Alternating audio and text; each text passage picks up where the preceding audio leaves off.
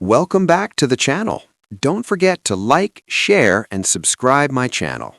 Today we will explore how to design clean ad layouts using Frame Mask. Start by opening a new Photoshop document in the correct ad size. Use the Frame tool to create placeholders for your product images or visuals. Drag and drop images into the frames, adjusting scale to highlight key areas. Add text layers on top, making sure typography is clear and readable. Group related frames and text to keep your layout organized. Consider adding subtle effects like shadows or gradient overlays to emphasize focus areas.